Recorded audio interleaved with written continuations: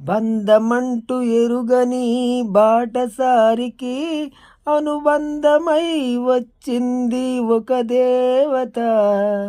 ఆ ఆ ఆ బంధమంటూ ఎరుగని బాటసారికి అనుబంధమై వచ్చింది ఒక దేవత.